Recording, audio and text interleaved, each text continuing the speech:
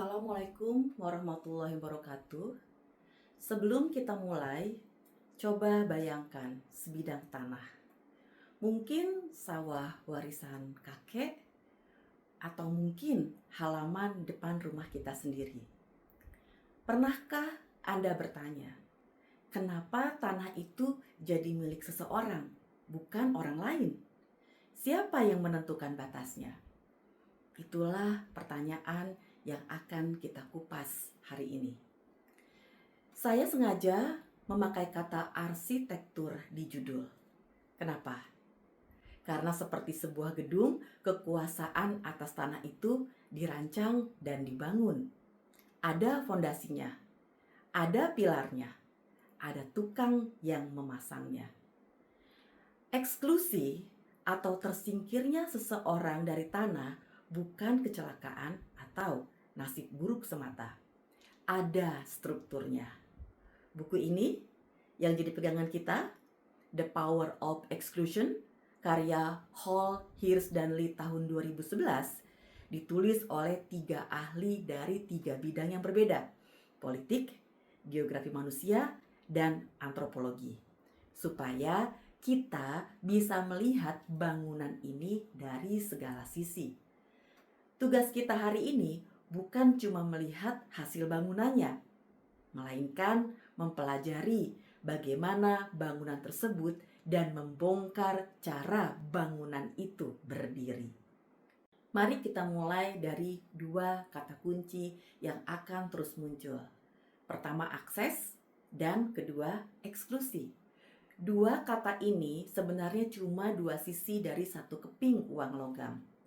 Teori akses, Ribot dan Peluso 2003, sebagaimana yang kita bahas sebelumnya, bertanya, apa yang membuat seseorang bisa menikmati tanah? Jawabannya macam-macam. Punya modal, punya alat, punya koneksi, atau punya status. Teori eksklusi dari Hall, Hirsch, dan Lee 2011 ini coba membalik pertanyaannya. Apa yang membuat seseorang tidak bisa menikmati tanah itu? Contoh sederhananya begini. Bayangkan sebuah kolam ikan di kampung atau di belakang rumah Anda. Orang yang punya akses adalah yang boleh memancing di situ. Mungkin karena ia pemilik, mungkin karena ia kerabat dari pemiliknya. Nah, eksklusi adalah pagar atau ada papan bertuliskan dilarang memancing yang membuat orang lain tidak bisa ikut menikmati. Begitu kita pakai kacamata eksklusi, maka kita langsung tertuju pada orang yang berdiri di luar pagar, mereka yang tersingkir. Dan justru disitulah konflik agraria biasanya bermula. Slide ini menjelaskan apa yang baru dari buku ini. Selama ini, kalau bicara perampasan tanah atau orang menyebutnya land grabbing, yang terbayang adalah berita besar di televisi, ratusan warga digusur, eskavator merobohkan rumah, perusahaan asing mencaplok ribuan hektar, yang aktornya jelas kemudian distigmatisasi jahat dan korbannya kemudian dianggap sebagai baik. Tapi Hall, Hirsch, dan Lee di sini mengajak kita melihat yang tidak masuk berita. Eksklusi paling sering terjadi secara pelan-pelan dalam keseharian. Ini yang disebut dengan quotidian. Dan pelakunya pun tidak selalu orang asing. Terkadang justru tetangga sendiri, sepupu sendiri, atau aturan adat di komunitas sendiri. Contohnya, seorang petani yang terlilit utang lalu terpaksa menjual sawahnya ke tetangga yang lebih kaya. Tidak ada eskavator di sini, pun tidak ada kekerasan dan tidak masuk koran. Tapi ia kehilangan tanah. Jadi sama saja. Pergeseran cara pandang inilah yang membuat kerangka ini lebih tajam. Ia menangkap perampasan yang senyap dan luput dari sorotan. Sisi ganda eksklusi atau the double edge. Inilah bagian yang terpenting. Jadi, izinkan saya sedikit pelan-pelan. Kita biasa berpikir eksklusi itu pasti buruk dan inklusi pasti baik. Buku ini bilang tidak sesederhana itu. Eksklusi punya dua wajah sekaligus, seperti pisau yang tajam di kedua sisinya. Wajah pertama, eksklusi itu perlu. Bayangkan Anda menanam padi. Anda butuh kepastian bahwa tetangga tidak akan memanen lebih dulu, bahwa kambing orang lain tidak akan masuk ke sawah Anda, dan kemudian memakan padi Anda. Tanpa pencegahan itu, atau dengan kata lain di sini tanpa eksklusi, tidak ada gunanya bertani. Bahkan petani paling miskin pun butuh ini. Wajah kedua, eksklusi itu menyingkirkan. Ketika tanah desa diberikan ke satu kelompok, maka otomatis kelompok lain akan kehilangan. Memberi kepada yang satu berarti mengambil dari sisi yang lain. Tidak bisa tidak. Maka kata buku ini nih, pertanyaan kita seharusnya bukan bagaimana menghapus eksklusi. Itu mustahil. Seperti minta pisau yang tidak ada matanya. Pertanyaan yang benar, eksklusi macam apa yang sedang bekerja di sini? Siapa yang diuntungkan? Siapa yang dikorbankan? Pertanyaan inilah yang membebaskan kita dari penghakiman hitam dan putih. Kalau slide tadi bicara dua wajah, slide ini bicara tingkatan. Eksklusi itu seperti penggaris dengan 3 titik, dari yang paling kasar sampai yang paling halus. Di ujung kiri ada eksklusi dramatis, penggusuran paksa, kekerasan aparat, perusahaan besar mencaplok tanah. Ini yang paling kelihatan. Di tengah ada eksklusi struktural, misalnya program sertifikasi tanah massal yang mengunci batas atau penetapan kawasan konservasi dari kawasan hutan. Sementara di ujung paling kanan ada eksklusi keseharian seperti jual beli tanah antar tetangga, jeratan utang di warung, pembagian warisan yang membuat sebagian anak tak kebagian tanah. Contoh keseharian yang mudah. Seorang janda tua yang sedikit demi sedikit menjual petak sawahnya untuk biaya berobat sampai akhirnya tidak bersisa lagi tanahnya. Pelan, sunyi, tapi hasil akhirnya sama dengan digusur. Dia kehilangan tanah. Pesannya adalah kekuatan yang sama itu bekerja di semua tingkatan. Kalau kita cuma menatap yang dramatis, kita akan melewatkan perampasan yang pelan-pelan, diam, sunyi, namun justru itu yang paling luas dampaknya. Nah, sekarang kita masuk ke alat utama buku ini. Untuk membedah kasus tanah yang rumit, Hall, Hirsch, dan Lee memberi kita semacam kotak peralatan bagi 4 kekuatan yang menggerakkan eksklusi.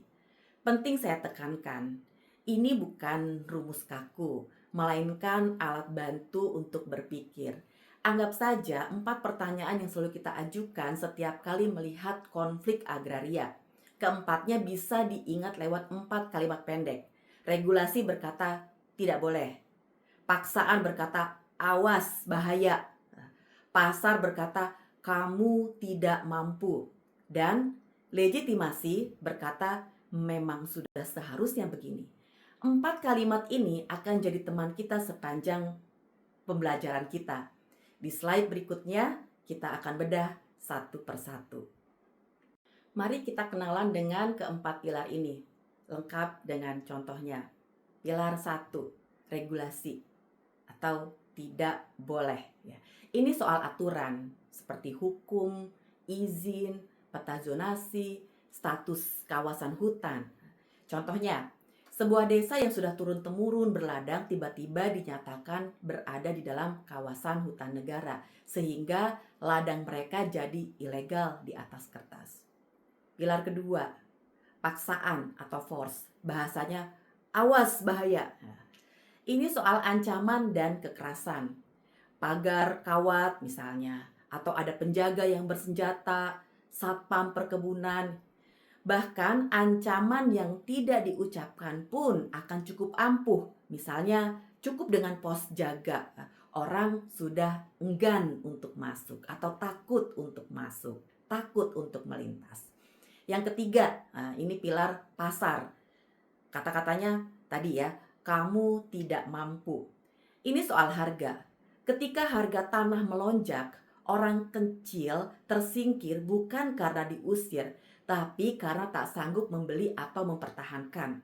Contohnya, harga tanah di pinggir kota naik gila-gilaan, dan anak-anak muda lokal tidak lagi mampu membeli tanah di kampung sendiri. Jadi akamsi, anak kampung sini nggak mampu beli tanah di kampungnya sendiri karena harga tanah yang luar biasa gila naiknya.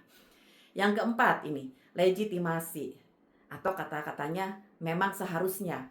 Ini soal pembenaran moral, narasi yang membuat eksklusi terdengar wajar. Kata-katanya misalnya, ini demi pembangunan, ini demi melestarikan alam, atau ini tanah leluhur kami. Roda gigi di tengah slide ini menggambarkan bahwa keempat pilar ini berputar bersama, saling mengunci. Ini adalah lembar contekan praktis. Kita pakai metafora yang mudah diingat, pena dan pedang. Regulasi adalah pena negara. Cara kerjanya menentukan siapa boleh memakai tanah, untuk apa dan bagaimana. Semuanya lewat goresan hukum dan peta. Bentuknya seperti sertifikat tanah, izin berusaha, batas kawasan hutan. Contoh nyatanya, dengan surat keputusan, ruang hidup masyarakat adat bisa hilang dari peta resmi, seolah mereka tak pernah ada di sana. Yang kedua, paksaan. Ini adalah pedang analoginya. Cara kerjanya memastikan ada bahaya bagi siapapun yang melanggar batas. Bentuknya kekerasan, penjaga atau aparat yang bersenjata, atau pembongkaran. Contoh nyatanya, warga diusir dari tanahnya atas nama Taman Nasional, atau tanaman mereka dibuldoser aparat. Pena menulis aturannya, pedang memastikan aturan ini ditaati. Keduanya saling berpasangan. Lanjutan lembar contekan. Kini ada dua pilar yang lebih halus. Pasar adalah soal harga. Cara kerjanya pelan tapi pasti. Ia membisikkan kepada orang kecil, maaf, kamu tidak mampu. Bentuknya lonjakan harga, spekulasi, tanah jadi barang dagangan. Contohnya, ketika komoditas seperti sawit atau kakao sedang naik daun, jadi komoditas primadona. Harga tanah meroket dan petani kecil menjual tanah warisannya karena mereka tergoda atau terdesak. Kemudian yang keempat, legitimasi. Ini soal pembenaran. Cara kerjanya menetapkan siapa yang berhak secara moral. Bentuknya narasi kepentingan nasional, pelestarian lingkungan, atau klaim leluhur. Contoh menariknya, kekuatan ini bisa dipakai oleh dua belah pihak. Perusahaan bilang, kami datang membawa lapangan kerja. Sementara warga membalas, tanah ini adalah tanah nenek moyang kami. Karena sama-sama mengklaim kebenaran, legitimasi kemudian menjadi medan pertarungan wacana yang sengit sekali ya. Ini yang disebut dengan konflik agraria. Sekarang kita masuk ke bagian yang sering disalahpahami. Keempat kekuatan tadi jarang bekerja sendiri-sendiri. Mereka biasanya berkelindan, bekerja sama, membentuk apa yang disebut dengan rezim eksklusi. Taniali memberi ilustrasi yang jernih. Sebuah perusahaan bisa menyuap pejabat agar peta zonasi diubah. Itu menggunakan regulasi. Kemudian memasang pagar dan menyewa preman penjaga. Itu yang disebut dengan paksaan. Lalu berkampanye bahwa kehadirannya membuka lapangan kerja. Itu yang disebut dengan legitimasi. Tiga kekuatan menari bersama dalam satu orkestrasi gerakan. Tapi, dan ini penting, rezim eksklusi ini rapuh. Petani yang tetap bertahan menggarap tanahnya, semacam melakukan perlawanan fisik, itu juga bisa mengganding NGO atau jurnalis. Nah, sebagai bentuk perlawanan legitimasi. Dan kadang-kadang juga gabungan keduanya, dan itu juga sanggup membatalkan putusan yang sudah diketok. Kemenangan di satu pilar bisa dipatahkan lewat pilar yang lain. Itulah mengapa konflik agraria jarang benar-benar selesai. Ia hanya berpindah arena. Spektrum realitas. dari penggusuran dramatis hingga akumulasi intim. Slide ini menyandingkan dua kutub yang terasa sangat berbeda, padahal hasilnya sama. Di kiri, eksklusi dramatis, akuisisi raksasa, kekerasan aparat, penggusuran, pelaku dan korban jelas terpisah, perusahaan lawan petani. Ini yang memicu kemarahan publik. Di sisi kanan ada eksklusi intim, kapitalisme yang tumbuh dari dalam, di mana yang menang dan yang kalah justru tetangga atau bahkan saudara sendiri. Contohnya, di sebuah desa, seorang warga yang sedikit lebih kaya rajin meminjamkan uang ke tetangganya. Ketika si peminjam gagal bayar, sawahnya berpindah tangan ke tetangga tadi. Tidak ada yang jahat secara terang-terangan, semua baik-baik saja secara hukum. Tapi catatan pentingnya, di lingkungan yang seintim itu, pelaku butuh pembenaran moral yang kuat. Saya kan cuma membantu dia sedang susah, supaya tidak dikucilkan oleh warga lainnya. Slide ini ibarat peta medan perang. 6 arena tempat keempat kekuatan tadi beraksi. Ini juga kerangka bab-bab buku. 1. Formalisasi dan sertifikasi. Ada ironi De Soto, sertifikat yang niatnya mengamankan hak malah mengunci ketimpangan dan mempermudah tanah jatuh ke pemodal. 2. Konservasi lingkungan. Zonasi atas nama alam atau disebut juga dengan green grabbing bisa menyingkirkan penduduk asli atau nelayan. Ketiga, tanaman primadona atau boom crops ya. Ledakan komoditas menyaring siapa yang sanggup bertahan. 4. Konversi pasca agraria. Sawah berubah jadi perumahan atau tempat wisata. Ini jelas menguntungkan kelas menengah kota. Kelima, eksklusi intim. Perebutan tanah di antara sesama warga desa. Dan yang keenam, mobilisasi tandingan. Gerakan merebut kembali tanah yang anehnya juga menciptakan eksklusi baru bagi pendatang. Keenam arena ini menunjukkan betapa luas jangkauan kerangka ini.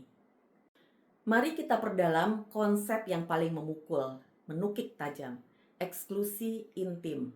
Ide ini lahir dari penelitian panjang Taniali di dataran tinggi Lauj, Sulawesi Tengah.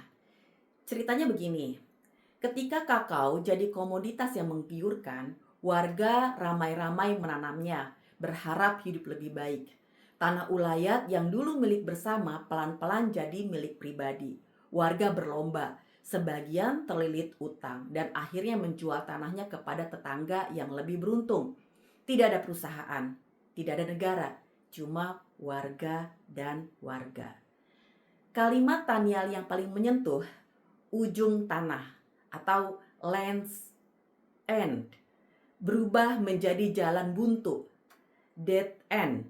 Maksudnya, bagi yang kalah bersaing, kehilangan tanah bukan akhir yang manis, karena tak ada pekerjaan lain yang menanti. Mereka benar-benar mentok. Inilah sisi paling sunyi sekaligus paling menyakitkan dari eksklusi. Ia datang dari orang-orang terdekat kita sendiri. Setelah banyak cerita murung, slide ini membawa secercah harapan, tapi sekaligus juga kejujuran yang pahit. Harapannya, ruang eksklusi tidak pernah tertutup rapat. Selalu ada celah. Kehadiran fisik warga yang bertahan, jejaring advokasi, dan suara yang melawan bisa merebut kembali tanah.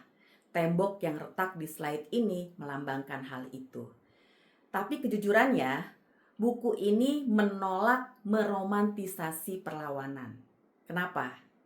Karena gerakan merebut tanah pun menciptakan eksklusi baru.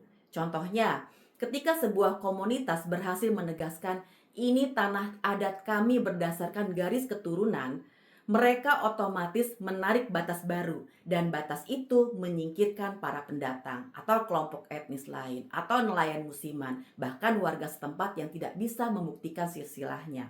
Jadi, pisau bermata dua tadi tetap bekerja bahkan di dalam gerakan pembebasan sekalipun. Tidak ada pihak yang sepenuhnya bersih di sini. Slide ini memperlihatkan bagaimana pemikiran Taniali berkembang lewat dua karya besarnya. Babak pertama itu antara tahun 1990-an sampai 2014 lewat buku Land's End di Sulawesi. Fokusnya eksklusi intim yang tadi kita bahas. Warga Lauje menanam kakao. Tanah ulayat kemudian terprivatisasi. Kelas sosial mulai terbelah dan yang kalah menemui jalan buntu.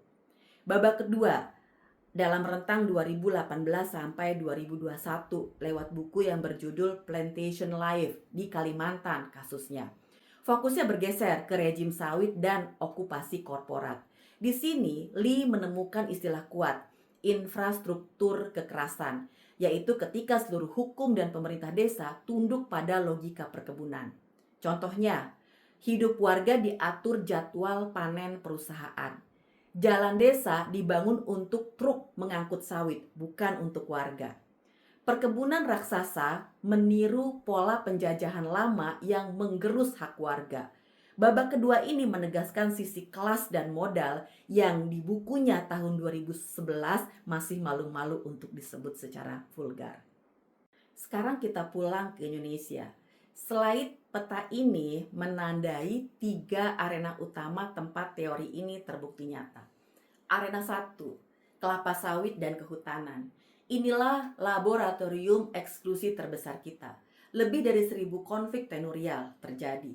Skema pengampunan kebun ilegal lewat Undang-Undang Cipta Kerja itu sangat memperlihatkan bagaimana aturan bisa ditekuk. Arena kedua, konservasi. Contoh kasusnya di Bangko-Bangko, Nusa Tenggara Barat. Contoh green grabbing. Penetapan taman wisata alam memakai aturan negara plus narasi demi kelestarian untuk menyingkirkan warga yang mengklaim hak adat. Arena ketiga, reforma agraria dan sertifikasi melalui PTSL atau pendaftaran tanah sistematis lengkap. Inilah pedang bermata dua kita. Sertifikat mengamankan hak sebagian orang, tapi sekaligus bisa memicu jual beli yang mempercepat tanah berpindah ke pemodal. Ketiga arena ini membuktikan kerangka ini bukan teori asing. Ia berbicara langsung tentang tanah air kita. Mari kita zoom ke satu kasus, kelapa sawit. Saya sebut ini koreografi karena keempat kekuatan itu menari serentak, rapi, seolah sudah dilatih. Pertama, regulasi. Pelepasan kawasan hutan dan penerbitan izin HGU. Undang-Undang Cipta Kerja pasal 110A dan B memberi jalan keluar hukum yang melegalkan kebun yang tadinya ilegal. Yang kedua, paksaan. Pengamanan aparat, kriminalisasi aktivis, pembongkaran pondok dan tanaman warga di area konsesi. Yang ketiga, pasar. Harga tanah melonjak merusak tatanan agraria lokal. Skema inti plasma mengikat petani lewat jeratan utang. Inilah yang disebut adverse incorporation. Jadi diajak masuk tapi sebenarnya sangat merugikan. Dan yang keempat, legitimasi. Narasi bahwa sawit adalah penggerak ekonomi daerah dan penyumbang devisa negara. Keempat gerakan ini bukan sesuatu yang kebetulan. Mereka terkoordinasi. Begitu Anda bisa mengenali keempatnya dalam satu kasus, Anda sudah bisa dikatakan menguasai inti kerangka kerja ini. Slide ini menyandingkan dua wajah dilema ruang di Indonesia. Sisi kiri, konservasi, TWA Bangko-Bangko NTB. Rezim eksklusinya memadukan regulasi berupa penetapan kawasan, legitimasi, narasi demi lingkungan, dan represi aparat. Warga melawan dengan menegaskan hak adatnya. Catatan penting soal RIDD Plus dan perhutanan sosial. Program bagi-bagi kewenangan sering gagal karena timpangnya kuasa.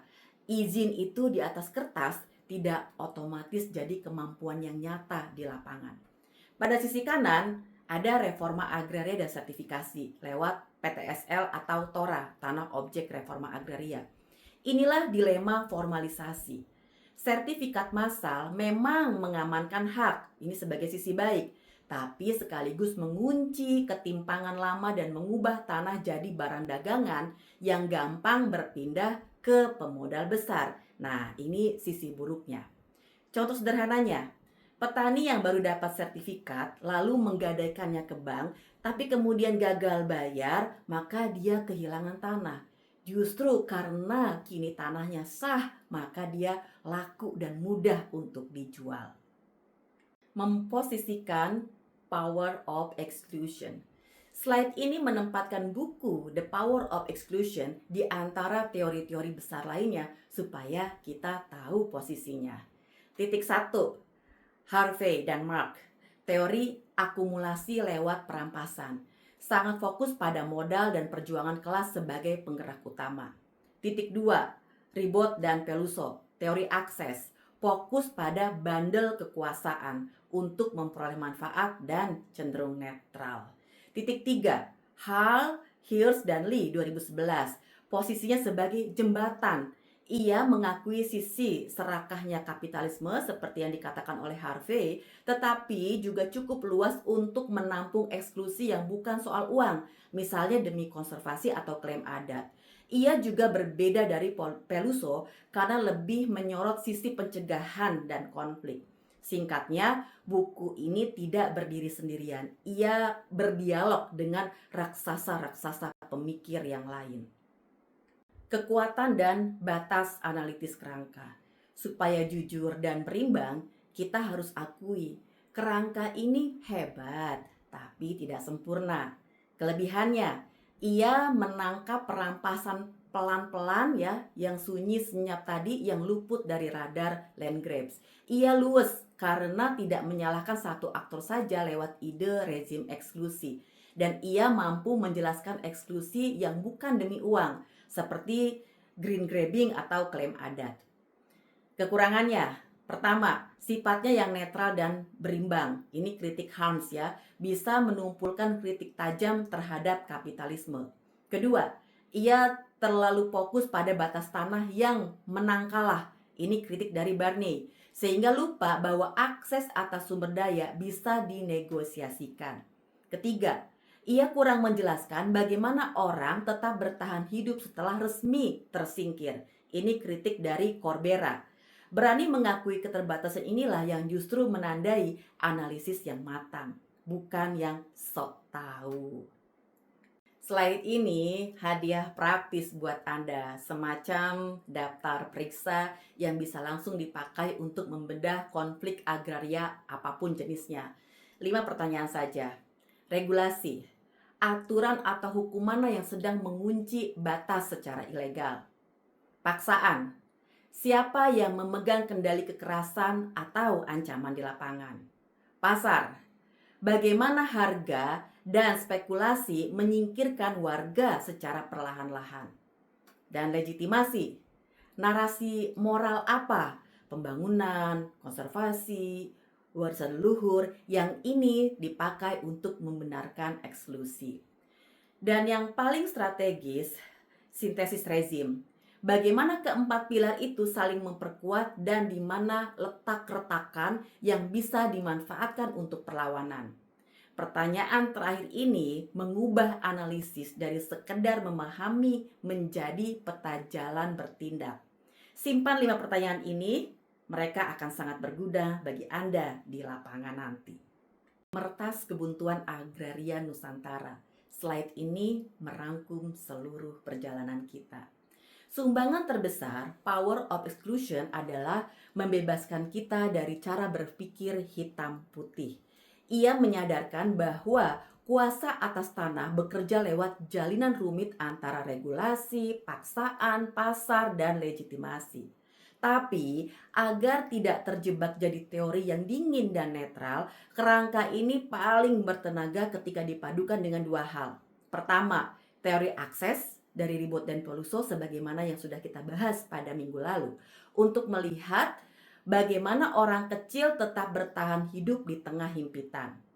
Kedua, kritik tajam Marxis dari Harvey untuk menempatkan peran modal dan watak rakus corporate occupations. Kalimat penutup yang ingin saya tinggalkan di benak Anda adalah Dilema tanah di negeri kita bukan sekedar soal siapa yang berhasil memagari ruang, melainkan siapa yang harus membayar harganya ketika sebuah batas ditarik. Sebagai penutup, izinkan saya tinggalkan satu pesan inti. Alih-alih sibuk mencari satu aktor jahat untuk dikutuk, tugas kita yang lebih berani adalah membongkar seluruh arsitektur kekuasaan yang menopang eksklusi. Dan dari situ, menemukan celah-celah untuk perlawanan yang adil.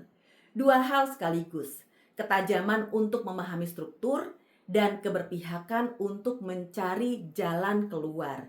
Itulah ruh dari seluruh presentasi ini. 4 rujukan utama yang menemani kita hari ini. Hall, Hirsch, dan Lee 2011 sebagai sumber utama. Kedua, Lee 2014 untuk pendalaman kisah Lao Tse. Yang ketiga, Ribot dan Peluso untuk teori akses. Dan yang keempat, Harvey 2003 untuk kritik struktural. Terima kasih sudah menyimak. Semoga setelah ini setiap kali Anda melihat sebidang tanah, Anda tidak lagi melihatnya dengan cara yang sama. Saya Rina Mardiana, mari kita berdiskusi. Wassalamualaikum warahmatullahi wabarakatuh.